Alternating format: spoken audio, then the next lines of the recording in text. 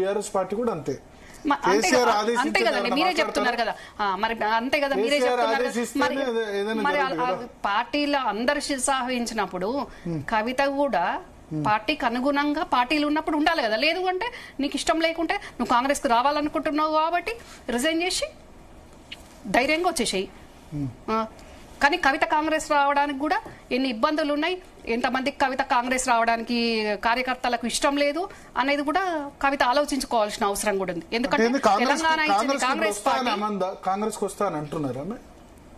ప్రయత్నం చేసుకుంది, వాస్తవం కదండి. ప్రయత్నం చేసుకున్నారు. అవునండి, నేను లాస్ట్ టైం కూడా మీకు చెప్పాను, ప్రయత్నం చేసుకుంది వాస్తవం. ప్రయత్నం చేసిందా అంటే ఆమె ముఖ్యమంత్రి కావాలని మతాన్ని వెలబొచ్చారు. అది బీఆర్ఎస్ లో ఉంటే సాధ్యమైంది, కానీ కాంగ్రెస్ లో ఎట్లా సాధ్యం ఇంతమందిని కాదని? బీఆర్ఎస్ లో కవితను ముఖ్యమంత్రి క్యాండిడేట్ అని ఇక్కడ ఎవరంటారు? సరే ముఖ్యమంత్రి కాదండి, డిప్యూటీ సీఎం లేదా పార్లమెంటరీ పార్టీ లీడర్ అవుతారు బీఆర్ఎస్ లో ఉంటే. మీరే అంటున్నారు కదా కవిత ముఖ్యమంత్రి కావాలంటుంది అని. అట్లీస్ట్ పార్లమెంటరీ పార్టీ లీడర్ అది అవుతారు.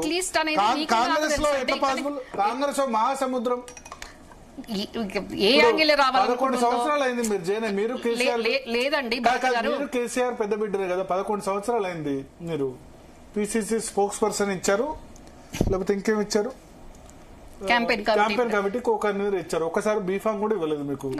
కరీంనగర్ అసెంబ్లీ అడిగారు, పార్లమెంట్ అడిగారు, అన్ని అడిగారు. ఇప్పటి వరకు నామినేటెడ్ పదవి కూడా ఇవ్వలేదు. మీకు తెలుసు కాంగ్రెస్ మహాసముద్రం. అవునండి. సరే కవితకు ఆల్రెడీ ఎంపీ కాబట్టి ఎంపీ టికెట్, ఎమ్మెల్యే టికెట్ ఇంకేదన్నా ఇస్తారేమో, లేదా మాక్సిమం మంత్రి పదవి ఇస్తారేమో, కానీ ముఖ్యమంత్రి, deputy CM, parliamentary party leader అయితే ఇవ్వరు కదా కాంగ్రెస్ లో.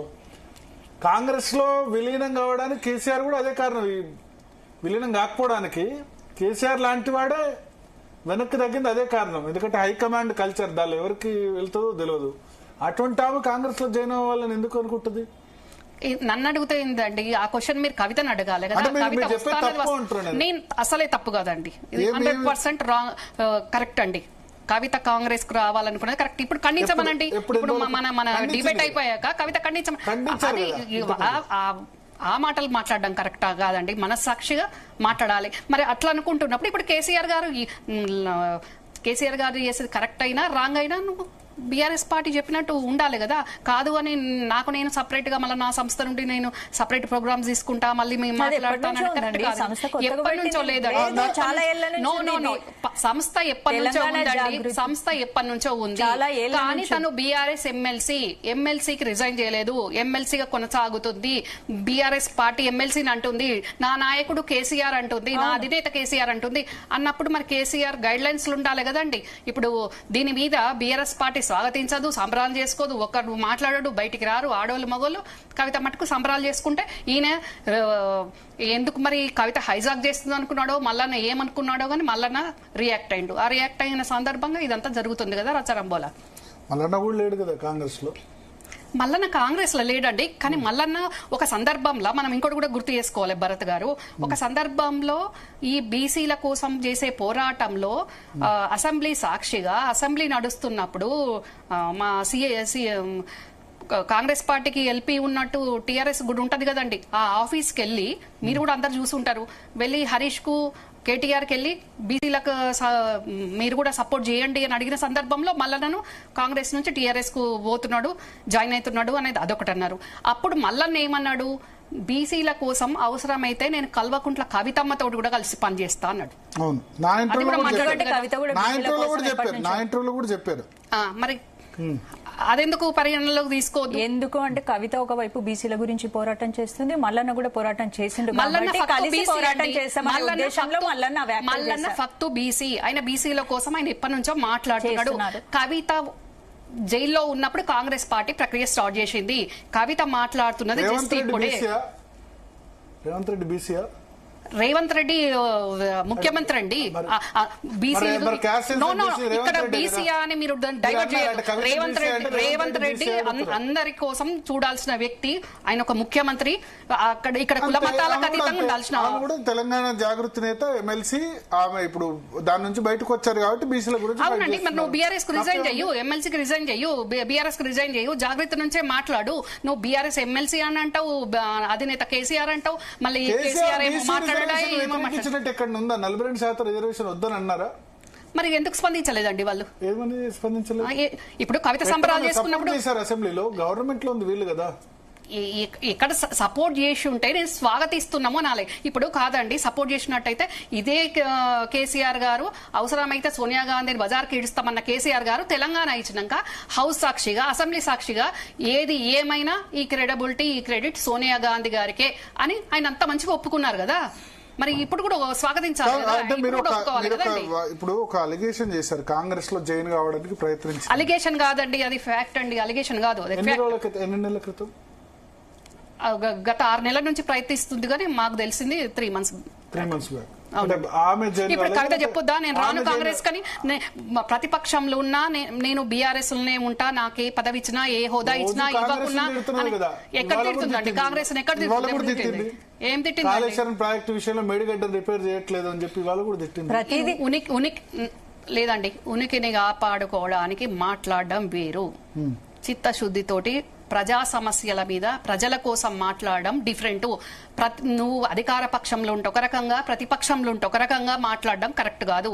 కాంగ్రెస్ పార్టీల చిన్న నాయకుడి నుంచి పెద్ద నాయకుని వరకు నిజంగా కూడా సిన్సియర్ గా ప్రతిపక్షంలో ఉన్న, అధికార పక్షంలో ఉన్న ఆ రకంగానే వ్యవహరిస్తారు, ప్రవర్తిస్తారు. కానీ ఇక్కడ ఆ రకంగా లేదు కదా. అంటే ఇప్పుడు మరి కాంగ్రెస్ రాకుండా ఎవరు ఆపారు? హైకమాండ్ ఆపిందండి. కార్యకర్తలకు కూడా ఇష్టం లేదు కదా. మీకు నేనెవరండి? ఇక్కడ అక్క కాదు, నేను ఇక్కడ కాంగ్రెస్ లీడర్ కదా. ఇప్పుడు మీకు మీ చెల్లి వస్తే మీకు కూడా సపోర్ట్ ఉంటుంది కదా కాంగ్రెస్ లో. కాంగ్రెస్ లో వర్గాలు ఉంటాయి, రేవంత్ రెడ్డి వర్గం, ఉత్తమ్ కుమార్ రెడ్డి వర్గం, తర్వాత బట్టి విక్రమార్క వర్గం, ఇంకో ఇట్లా వర్గాలు ఉంటాయి కదా. మీకు కూడా కవిత వర్గం, కాంగ్రెస్ లోనే బోలెడు వర్గాలు ఉన్నాయి, కవిత ఉంటారు కదా. కాంగ్రెస్ లో బోలెడు వర్గాలు కాదండి. ఎందుకు కాంగ్రెస్ కు రావడం? కవిత బీసీల కోసం మాట్లాడుతున్నావు, నువ్వు బతుకమ్మ అంటేవి, జాగృతి అంటేవి, జాగృతి అంటేనే అప్పుడు ఎజిటేషన్ టైంలో ఏమన్నారు? జాగృతి ఎందుకు పుట్టిందన్నారు? మన కళలు, కవులు, మన సంస్కారము, మన సంస్కృతుల మీదనే కదా మాట్లాడింది. మరి ఆ సంస్కృతుల్లో ఇది 2017లో వచ్చిన ఈ సామెతలు అంతకుముందు ఉండే కావచ్చు. మరి ఆ బుక్లెటో రాస్తున్నప్పుడు వద్దు ఇలా బాలేవు అని కరెక్షన్ ఎందుకు చేయలేదు కవిత? చెయ్యాలి కదా, మరి సామెతలు వద్దనాలి కదా. ఇప్పుడు మరి అవతల వాళ్ళు మాట్లాడిన రాస్తున్నప్పుడు కవిత చాలా బుక్కులు పబ్లిష్ అవుతాయి తెలుగు దారిలో, తెలుగు అకాడమీలో. మీకు తెలియదు భరత్ గారు, కేసీఆర్ గారికి తెలియకుండా చాలా విషయాలు జరుగుతాయి పార్టీలో గాని, కుటుంబంలో గాని. కానీ మిగతావన్నీ కూడా కవితకు తెలియకుండా బీఆర్ఎస్ పార్టీలో 10 ఏళ్లలో కవితకు తెలియకుండా ఏది జరగలేదు అని తెలిసినాయండి. పార్టీలో ఉన్నప్పుడు అన్ని తెలుస్తాయి కదా, తెలియకుండా ఉంటది. కవితకు తెలియకుండా ఇప్పుడు ముఖ్యమంత్రి గారికి తెలిసినంత సమాచారం తెలిసిందంత మాకు తెలుస్తుందా అండి? ఒక మాట మీరు అన్నారు, కవిత తెలియకుండా ఏం జరగలేదు, అన్నిట్లు తెలుస్తాయండి. సరే, ఇప్పుడు కవిత మాటనే అంత నడుస్తే ఎందుకు ఓడిపోతుంది? నిజామాబాద్ లో 7 ఎమ్మెల్యేలు ఎందుకు కోఆపరేట్ చేయరు? కుటుంబంలో 7 ఎమ్మెల్యేలు ఒక్కళ్ళైనా గెలవాలని మీరు అడిగారు, మళ్ళీ మాట్లాడియాలి భరత్ గారు, మాట్లాడించాలి కదా. సప్లిమెంటరీ క్వశ్చన్, 7 ఎమ్మెల్యేల్లో బీఆర్ఎస్ లో ఒక్కళ్ళన్నా కవితను గెలవాలి. అదే నేను చెప్పబోతున్నా కదా భరత్ గారు. అందరిది డిఫరెంట్, ఇక్కడ కవితది డిఫరెంట్. కవిత కేసీఆర్ కూతురు, ముఖ్యమంత్రి కూతురు కాబట్టి కుటుంబంలో అయినా పార్టీలో అయినా ముఖ్యమంత్రి కూతురే కాబట్టి తను అనుకున్నట్టు నడిపించుకుంది. కానీ అక్కడ ఓట్లు వేయాల్సింది మీరు అన్నట్టు కాన్స్టిట్యున్సీకి సంబంధించి, పార్లమెంటరీ కాన్స్టిట్యున్సీకి సంబంధించి వేయాల్సింది ఎమ్మెల్యేలు కాదు, ఓట్లు ప్రజల మన్ననలు పొందాలి కదా. అది పొందలేకపోయింది. దానికి ఎవరేం చేస్తారండి? పెద్ద పెద్దోళ్ళే కొన్ని సందర్భాలలో ఓడిపోయిన సందర్భాలు ఉన్నాయి. కానీ ఇక్కడ ముఖ్యమంత్రి కూతురు ఉండి, అధికారంలో ఉండి ఓడిపోయే పరిస్థితి తెచ్చుకుంది. ఇప్పటికి కూడా నేను ఇంకొకటి చెప్తున్నాను, మీరిద్దరు కూడా అడుగుతున్నారు కానీ నేను ఇక్కడ నుంచి కవితకు కూడా చెప్పదలుచుకున్నాను. స్టిల్ ఇప్పటికి కూడా నేను ఇది వరకు కూడా ఒక ఛానల్ నుంచి కూడా చెప్పినా, ఇప్పుడు కూడా చెప్పుతున్నా. మల్లన్న మాట్లాడింది, సామెత పరంగా మాట్లాడింది, కవిత మనసు నొచ్చుకొని ఉండొచ్చు. అది నిజంగా కూడా సున్నితమైన మాట. ఎవ్వరు కూడా, ఏ నాయకుడు కూడా, ఏ పార్టీలో కానీ బయట కానీ అలాంటి మాటలు మాట్లాడడం కరెక్ట్ కాదు. మాట్లాడొద్దు కూడా. మహిళలను నొప్పించే విధంగా మాట్లాడొద్దు. మీరు మెప్పించకపోయినా పర్వాలేదుగా నొప్పించే విధంగా మాట్లాడదు. నేను కవితకి ఇక్కడ నుంచి సూచన చేస్తున్నా, మీకు కూడా తెలియజేస్తున్నానండి. కవిత చుట్టూ ఇప్పుడు ఈ పరిణామాలను జరుగుతున్న, ఈ లెటర్ వచ్చినప్పటి నుంచి కూడా కవిత చుట్టూ ఉన్న వాళ్ళే. కవిత ఇది బాగా బాగా గుర్తుపెట్టుకోవాలి, గమనించుకోవాలి, కరెక్ట్ చేసుకోవాల్సిన అంశం ఉంది. మల్లన్న కంటే 100 times అడ్డదరిద్రంగా మాట్లాడుతున్న వాళ్ళు కవిత చుట్టూ స్టిల్ ఉన్నారు. ఎవరున్నారు ఇప్పుడు కవిత చుట్టూ ఉన్న వాళ్ళండి? పార్టీ వాళ్ళు అంటున్నారా, ఫ్యామిలీలో అంటున్నారా ఏంటి, ఎవరి గురించి? ఇప్పుడు బీఆర్ఎస్ వాళ్ళు ఎవరు వస్తున్నారు, కవిత చుట్టూ ఎవరు ఉంటున్నారు ఇప్పుడు నిత్యం? దాంట్లో ఉన్న వాళ్ళు ఇంకా నేను చెప్తే బాగోదు అది, కానీ కవిత కరెక్షన్ చేసుకోవాలి. ఎవరి వల్ల నాకు ఎక్కువ నష్టం జరుగుతుంది, ఎలాంటి దరిద్ర మాటలు మాట్లాడుతున్నారు, ఏం జరుగుతుంది అని అంటే దీన్ని బట్టి కవిత ఒకటి అర్థం చేసుకోవాలి. వినండి భరత్ గారు, కవిత ఇప్పటికైనా ఒకటి అర్థం చేసుకోవాలి. ఇప్పుడు మా కమ్యూనిటీ కూడా ఉందండి. మా ఎమ్మెల్యే గారు షాద్నగర్ ఎమ్మెల్యే గారు ఏదో సందర్భంలో అవతల పార్టీ నాయకుడు మాట్లాడిన దానికి ఒక బీసీ బిడ్డని అంటావా అని మా వీర్నపల్లి శంకర్ గారు మా కమ్యూనిటీని ఆయన ఆ వ్యక్తులను అనబోయి పొరపాటున కమ్యూనిటీ అన్నందుకు మా కమ్యూనిటీ మొత్తం దాడి చేసింది. ముఖ్యంగా శంకర్ గారి కంటే ఎక్కువ పార్టీలు ఉన్న మా మీద దాడి చేసింది. అందులో నన్ను మరీ టార్గెట్ చేసేసిండ్రు, మాట్లాడట్లేదు.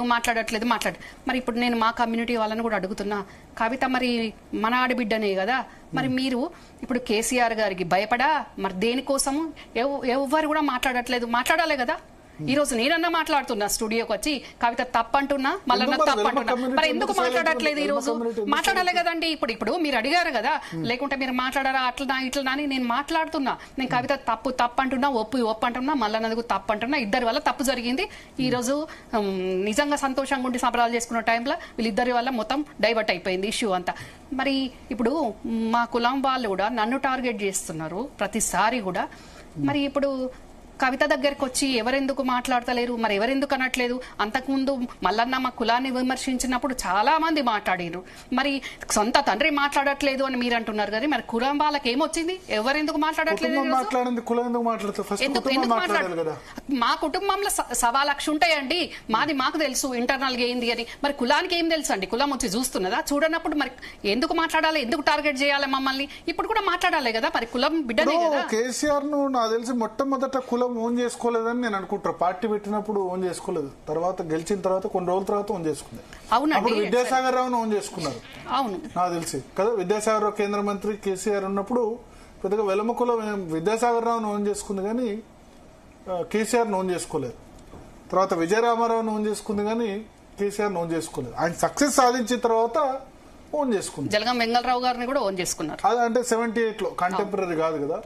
సో మరి కులం తర్వాత ఓన్ చేసుకుంది, ముందు ఓన్ చేసుకోలేదు నాకు.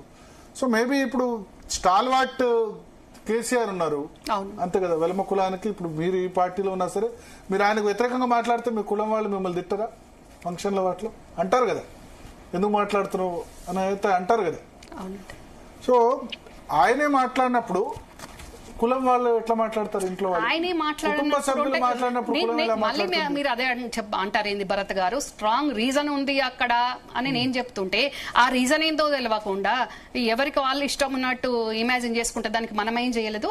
కాకపోతే కాంగ్రెస్ ఉన్న ఆడబిడ్డను నన్ను టార్గెట్ చేయడము, మరి అదే కవితకు ఈ రోజు మరి ఇబ్బంది వచ్చి అంటే పార్టీ తరపున మాట్లాడాలి కదా, మాట్లాడలేకపోతున్నారు అంటే కేసీఆర్ గారికి భయపడే కదా. దీన్ని బట్టి కవిత ఇక్కడ ఒకటే అర్థం చేసుకోవాలి, మా కుటుంబంలో చాలా పెద్ద కుటుంబం, 200-300 మంది ఉంటారు, మా ఓన్ ఫ్యామిలీ. మరి ఈ రోజు నేనన్నా ఇక్కడ నుంచి మాట్లాడుతున్నా కానీ ఏ ఒక్కరు వచ్చి కూడా మళ్ళా నువ్వు తప్పు చేసినావు అని ఏ ఒక్కరు వచ్చి కూడా కవిత ఇంటికి వచ్చిన వాళ్ళు లేరు. మాట్లాడలేదు. కవిత కాదండి, ఇక్కడ ఏ మహిళకైనా నేను సపోర్ట్ చేస్తా. ఎందుకంటే సామెతలున్నా అది సెన్సిటివ్ అంశము, సందర్భంగా మాట్లాడిన సామెతను కొంచెం అక్కడ చూసుకొని మాట్లాడాల్సిన అవసరం ఉంది. ఆయన మాట్లాడిందే బాలేదు అని అంటే కవిత చేసింది అంతకంటే బాగలేదు. నేను ఇద్దరిది తప్పేనంటున్నా. ఏం చేయాల్సి ఉండే కవిత?